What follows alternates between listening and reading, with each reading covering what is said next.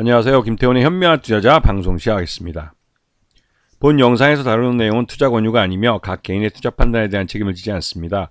별도 SNS 채널 가입을 유도하거나 투자 권유 및 유료 리딩 서비스를 홍보하는 불법 사칭 계정에 유의하시기 바랍니다. 자, 오늘 장중에 신세계가 이 정영진 회장이 되고 나서 첫 번째로 한 임원 인사에서 자기 여동생이죠. 정유경 총괄 사장을 신세계 백화점 회장으로 승진을 시켰습니다.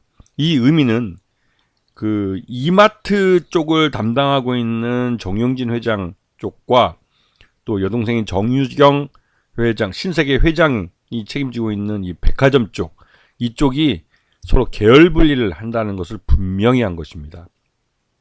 이로써 신세계 백화점과 이마트는 각자의 길을 가는 그런 분명한 선을 그은 날이라고 할 수가 있습니다.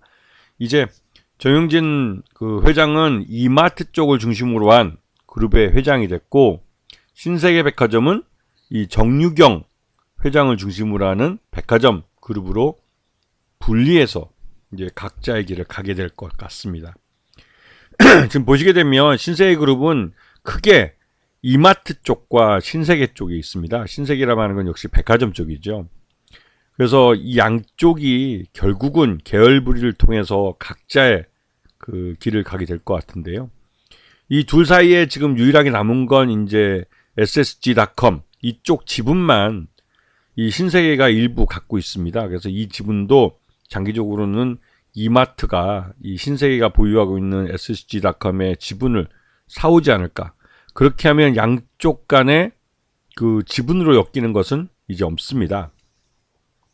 그렇게 되면 이제 신세계 백화점은 이마트라는 부담을 떨쳐내고 독자적인 경영을 해갈 수 있는 것이죠.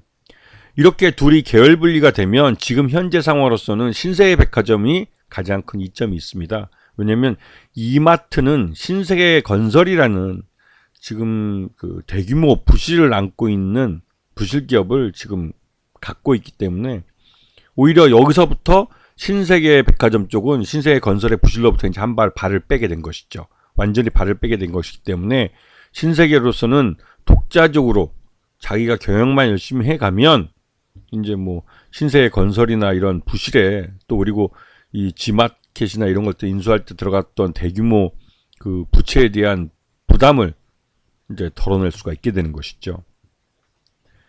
자, 지금 스타벅스 코리아를 인수하는데 신세계 백화점이 굉장히 이 이마트 쪽이 굉장히 큰 돈을 들였습니다. 그것 외에도 이제 SSG 랜더스라고 야구단, 프로야구단도 인수를 했고, 특히 이베이 코리아를 인수하는데 3조 4천억이나 돈을 들였죠. 그리고 더블 컨셉이라는 의류 전문 쇼핑몰 2,600억, 스위스퍼 팩션, 명품 화장품 뭐 이런 것도 이제 수확했었는데, 이런 무리한 M&A가 결국은 이마트가 실적을 제대로 낼 때는 크게 문제될 게 없었지만 이마트가 작년 2023년 기준으로 적자로 돌아선 이상 이제 이거 진짜 큰 문제가 되는 것이죠. 여기서 특히 이제 이베이 코리아 같은 경우는 이거를 자체 자금으로 다 인수한 게 아니라 외부 자금까지 끌고 와서 인수를 한 거기 때문에 이베이 코리아 인수에 들어간 이 자금들이 결국은 큰 부담으로 지금 다가오고 있습니다. 그리고 스타벅스 코리아도 이 인수하면서 여기에 또 큰 돈이 들어갔는데 인수한 이후에 실적이 굉장히 나빠졌죠. 영업이익률은 10%대에서 지금 4%대 반토막이 나버렸습니다. 그만큼 이제 문제가 좀 있는 상태인데요.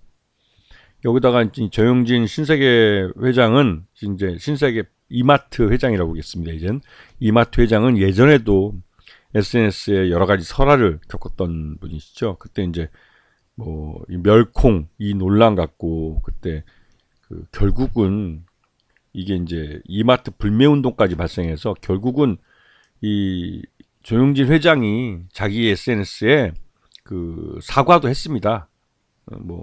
사과도 했고 그러면서 또 이 SNS를 이제 그만두게 됐죠. 그리고 이 어머니 임영춘 회장이 직접 이 조영진 회장이 데리고 있던 밑에 수하들 측근들을 대부분 지난 회장 승진하기 전에 다 이제 물갈이를 해버렸습니다.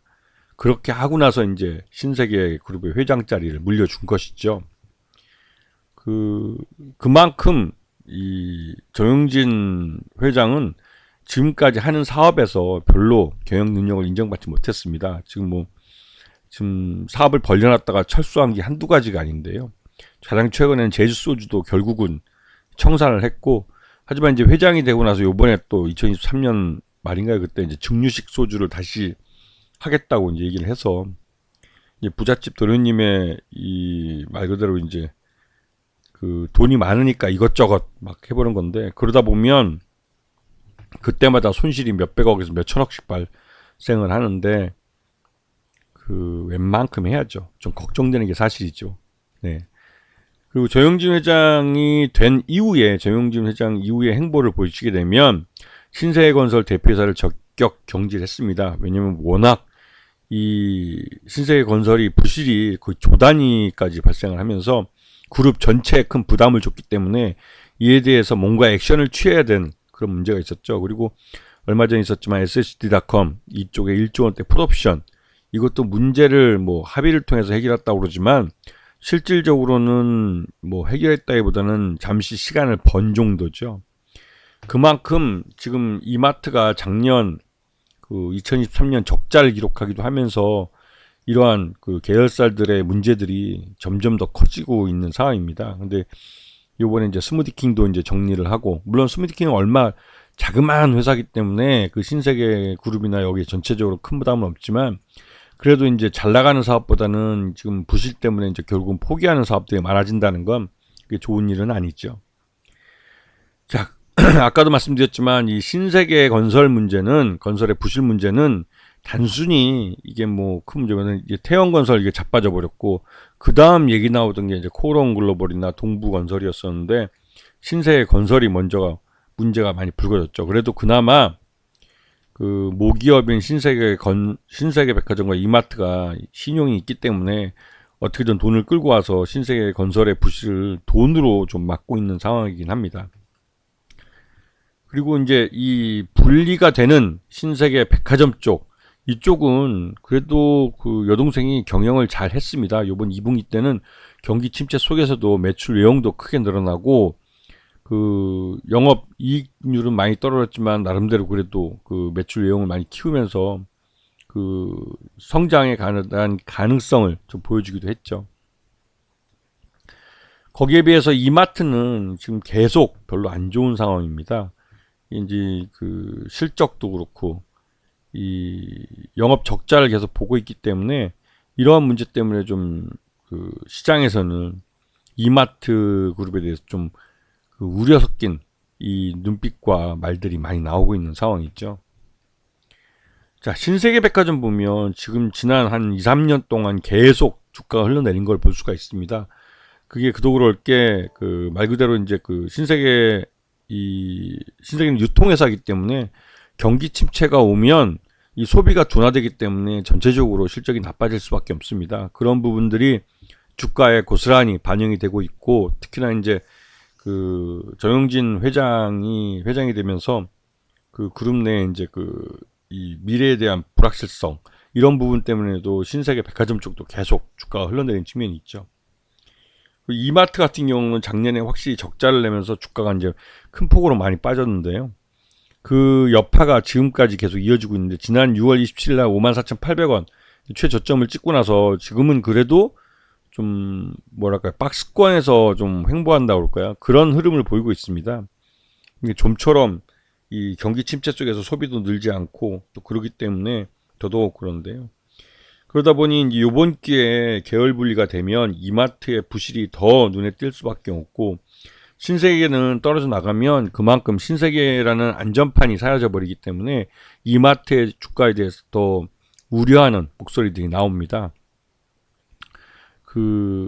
정영진 회장과 또 이 신세계 이 정유정인가요? 하여튼 회장님 이 두 남매가 기존의 경영 실적에서 보여준 것들이 굉장히 많이 차이 나기 때문에 이마트와 신세계가 서로 다른 길을 갈 가능성이 있다는, 즉 두 회사 모두 유통회사긴 한데 고급스러운 백화점 쪽에 이 신세계 백화점 쪽이 나름대로 이제 경영진 정주영 회장이 나름대로 이제 실적도 잘 내고 경영을 나름대로 잘해왔다는 평가를 받았기 때문에 그런 기대감, 이제 독자적으로 이제 신세계 백화점을 운영해 가기 때문에 이제 그런 기대감이 있고, 정용진 회장은 그 지난번에도 계속 이제 좀 안 좋은 그 경영에 있어서 좀 무책임하기도 하고 좀 그렇다는 말을 들을 정도로 해서 이마트가 별로 좋지 않은 그 성적표들을 받아왔기 때문에